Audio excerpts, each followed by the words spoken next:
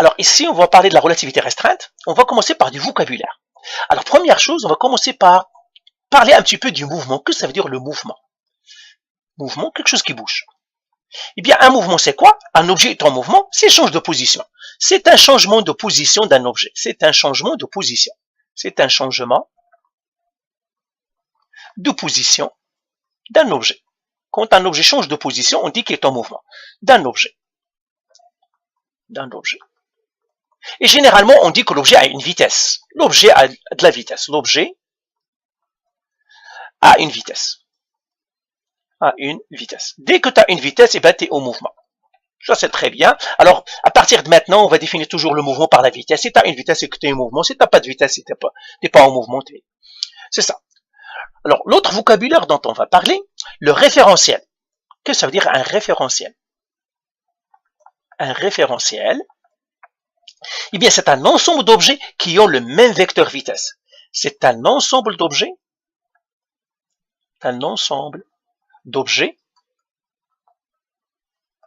qui ont le même vecteur vitesse, qui ont un même vecteur vitesse, ou sont au repos. Un même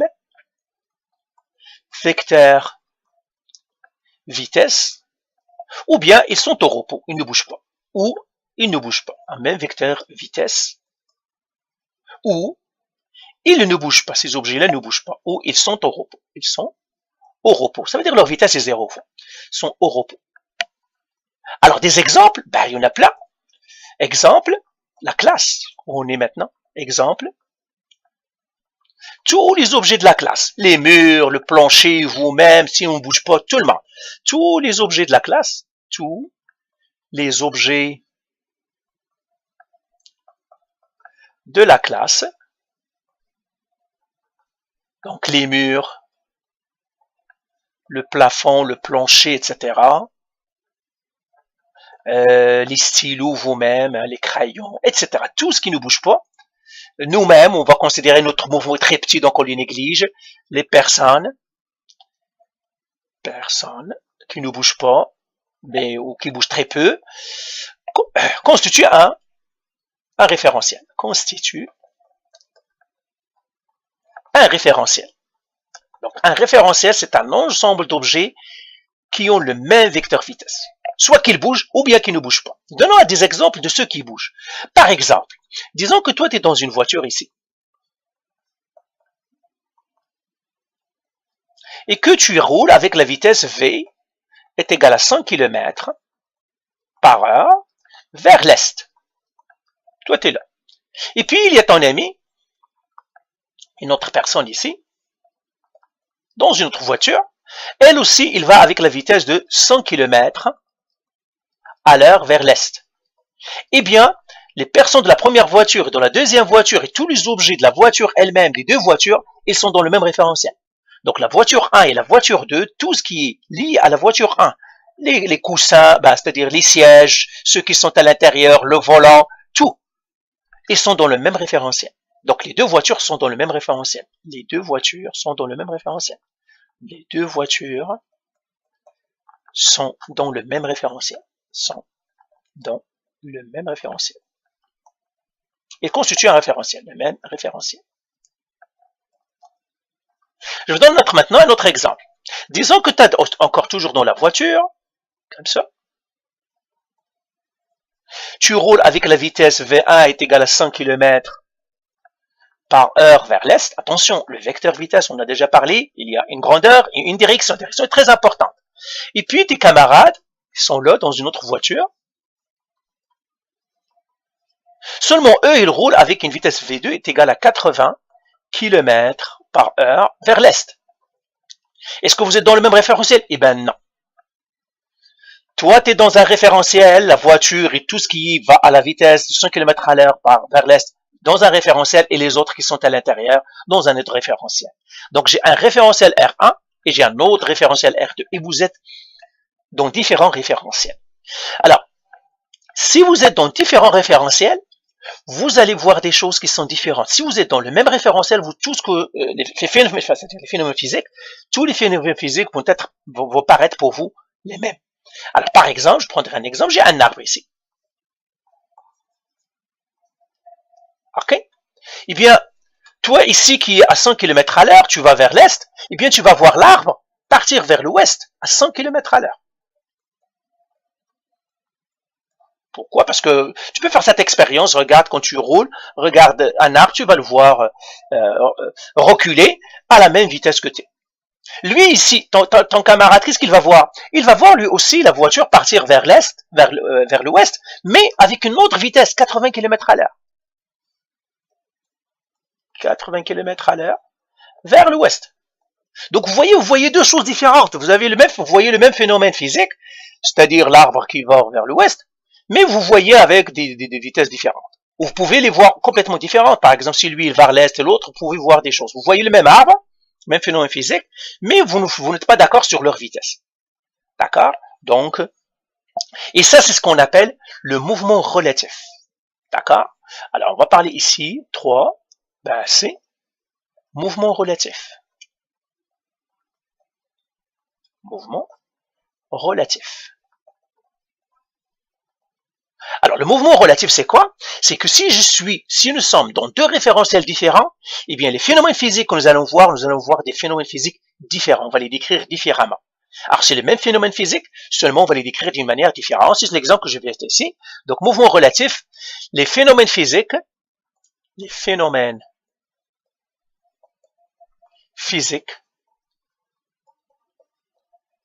vont paraître différents, vont être vus différemment dans deux différents référentiels.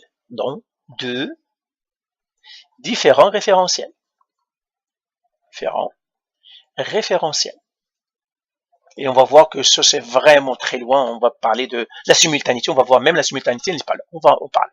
Mais pour l'instant, vous devez savoir que si je ne suis pas dans le même référentiel que quelqu'un d'autre, on va voir deux choses différentes.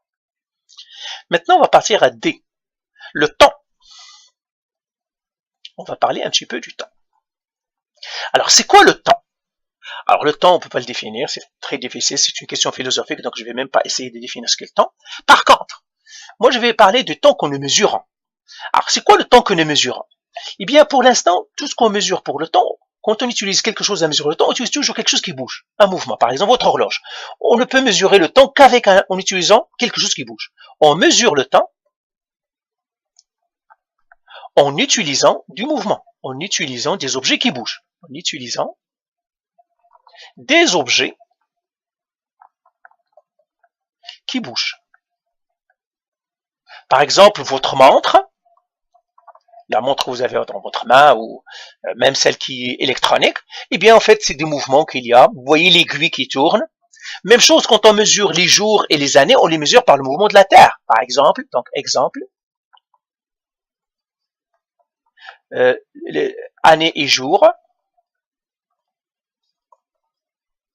on les mesure avec le mouvement de la Terre. On utilise le mouvement de la Terre pour les mesurer. On utilise le mouvement de la Terre pour les mesurer. Le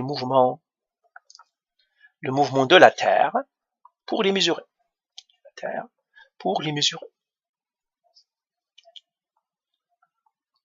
Autre chose, mesurer le temps est très difficile. C'est pas comme mesurer les longueurs, par exemple. Si je peux mesurer les longueurs, c'est facile. Donc, je vais l'écrire ici. Mesurer le temps est très difficile. Mesurer le temps.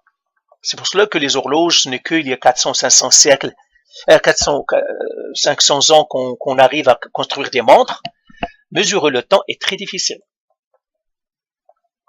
Très difficile. On ne sait même pas si on le mesure vraiment ou non, ce n'est qu'une approximation. Par contre, mesurer les longueurs, c'est facile.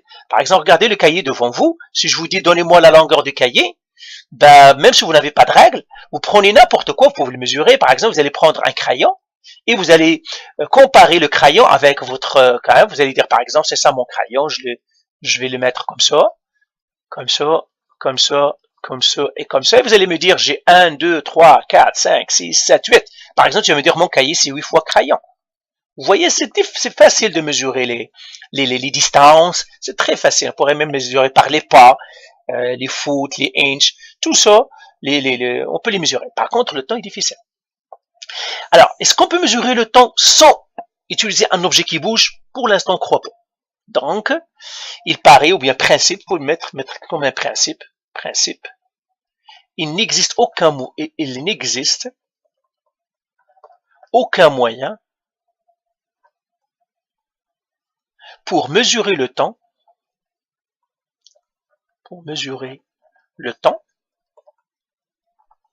sans utiliser le mouvement, sans utiliser un objet qui bouge, sans utiliser un objet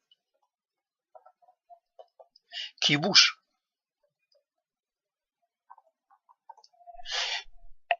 Ça, c'est le temps. Maintenant, on a un problème. Le problème, c'est si on n'utilise pas pour mesurer le temps, on a forcément besoin de quelque chose qui bouge. Ça veut dire on a besoin d'un référentiel.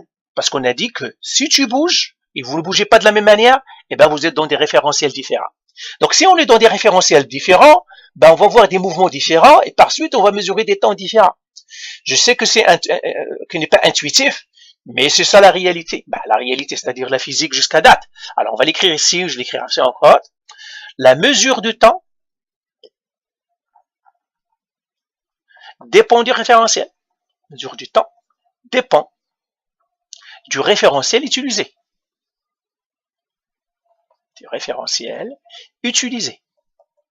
C'est contre-intuitif, mais pas du tout. Pourquoi? Parce que pour l'instant, on ne voit pas la différence, parce que nos mouvements sont tellement petits que les référentiels sur lesquels nous sommes, ils sont tous pareils. C'est pour cela, on va voir des calculs, on va voir que, en fait, même si tu bouges dans ta voiture et moi dans ma voiture, on est vraiment dans le même référentiel, parce que si je reviens à l'exemple que je vous ai donné, 100 km à l'heure et 80 km à l'heure, ben, vous voyez, les 100 km et 80 km sont de petites vitesses, très petites vitesses, de telle manière que même si vous partez à 1000 km à l'heure, vous êtes dans le même référentiel. On va voir ça. C'est pour cela qu'on est toujours dans le même référentiel. C'est pour cela qu'on ne voit pas ça. Mais quand est-ce qu'on voit qu'on n'est pas dans les mêmes référentiels? C'est quand les vitesses sont très très grandes, quand ils tapotent. Mais pour l'instant, j'aimerais que vous reteniez ça. La mesure du temps dépend du référentiel utilisé. Pourquoi? Parce que le temps, on ne peut pas le mesurer si on ne met pas quelque chose en mouvement. Et on a dit que si tu mets quelque chose en mouvement, c'est que tu es dans un différent référentiel. Tu n'es plus dans le même référentiel. Deux objets qui n'ont pas la même vitesse vectorielle, eh bien, ils ne sont pas dans le même référentiel. Ça veut dire qu'ils ne vont pas voir la même chose. Ok? Ils vont voir à peu près la même chose, mais pas la même chose. Donc voilà pour ça. Je vais m'arrêter ici. Et puis, je vais prendre dans la vidéo prochaine les autres vocabulaires dont on doit parler parce qu'ils sont très importants. Allez, bye.